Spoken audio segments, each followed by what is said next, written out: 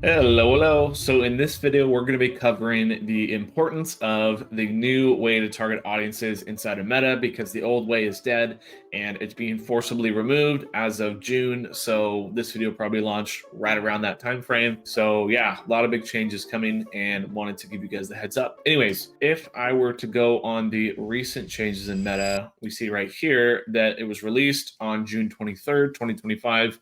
Meta will be consolidating some of our detailed targeting interests options by combining relevant interests into new groupings. For example, we'll combine certain interests that fall within the same sports category, film and music genre, car models, or food and drink type, right? So they're already consolidating the targeted audiences, right? But then on top of that, if you're trying to use unavailable options, we will provide alternatives as you create, edit, and duplicate campaigns in Ads Manager.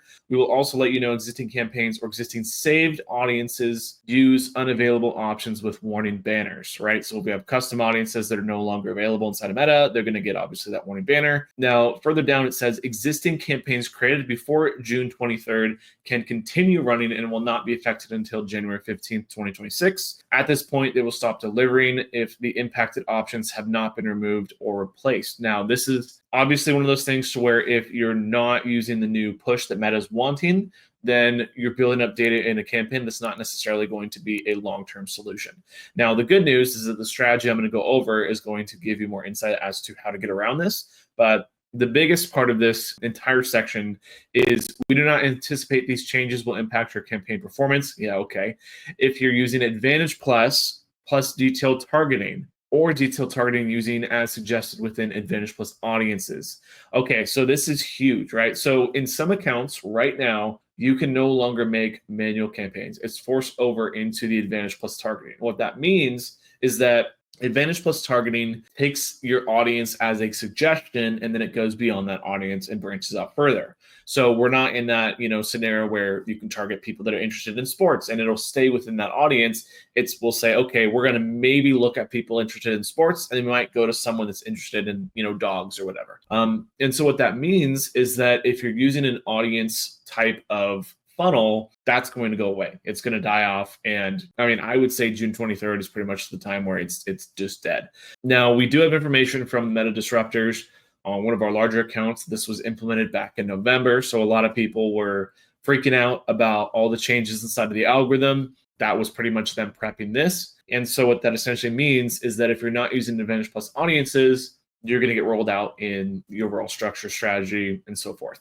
Now, the good news is that with this new campaign structure that we're building out now on a top of funnel, middle of funnel, and bottom of funnel level solves and actually improves performance pretty drastically when it comes to accounts. And like I said, we show case studies all the time on this. But anyways, going into the structure that I want to share to you guys. So let me do this. Okay, so the structure is pretty simple, actually. So one of the biggest things that we look at inside of Meta is that if you are running a previous structure that's based off of audiences, Meta's trying to push more into pixel optimizations, right? So your conversion event. And so a lot of people might use, for example, targeting audiences for top of funnel, and they like doing it because it's someone, they're selling, I don't know, sports equipment. And so they're targeting people that are interested in the sports, let's just say. So the filter is the audience that you set up. Well, now Meta's wanting to push more so for the engagement and the type of user, because even though you might be selling sports equipment, you might have someone that,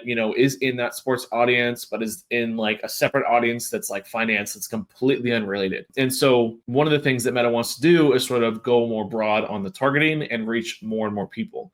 Now, this is actually a super, super simple build that's been working really well. And this is sort of the general framework of it, is you have 3 different action campaigns. Now, I'm going to kind of go from the ground up because it kind of depends on where you're at in terms of, where your business is.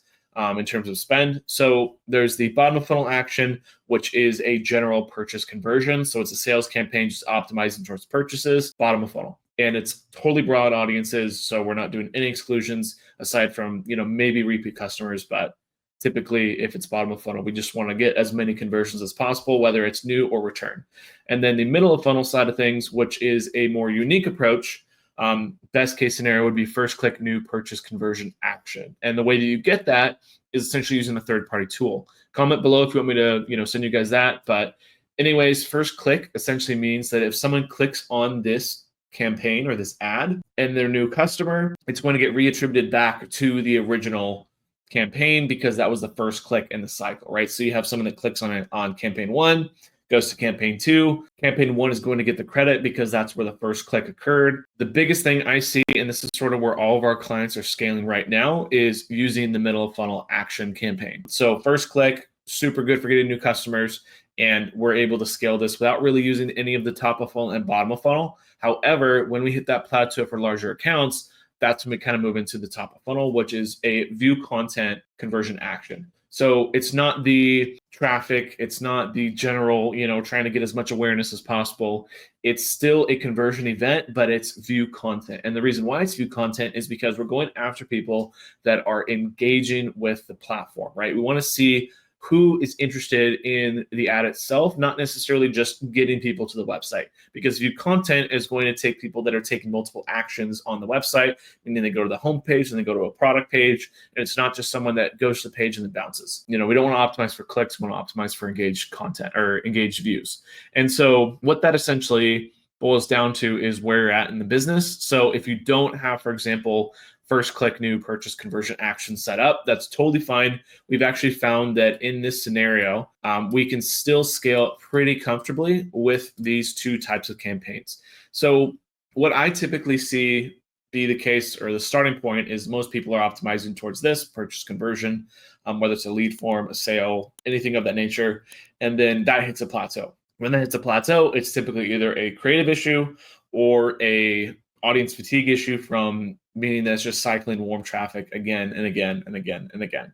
What I mean by that is if you have a really good LTV, the campaign is going to go after the easiest target for someone to convert. And even if you have all the exclusions layered out where you have no return customers, you have your Advantage Plus set to 0% budget going towards return customers, it's still going to find people that it doesn't think are return customers, but are actually return customers. You can see this in the back end of your business.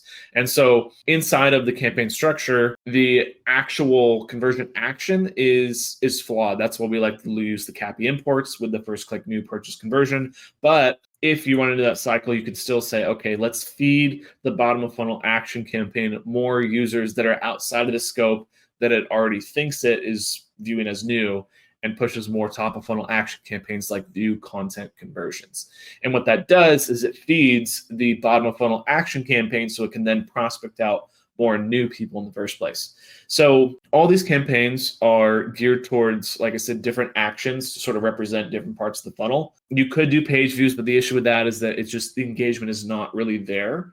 And so typically what we like to focus on, instead of sort of going further up the funnel on actions, is adjusting the creative. And it's so crazy because in Meta, everything is kind of shifting to where, like I'm saying earlier, the audience side of things is no longer as important as the creative side of things, right? Your creative is doing the targeting, not your audience settings, right? Because everything is going to Advantage Plus, even if you manage to get around with that trick that I've been shown before, where you can change the new campaign audience to manual, it still will go beyond the original audience. It's nowhere near what it was previously. And so what that means is that we have to adjust and say, okay, audiences are now targeted by conversion actions and they're targeted by creative. Those are the two things that are correlated now. So an example of, let's say, a bottom of funnel creative would be something like a PLA, right? So a product, just image, right? That's it, right? Product. And then that's, people know what they want. They see it, they're done. There's no really strong messaging behind it. Just a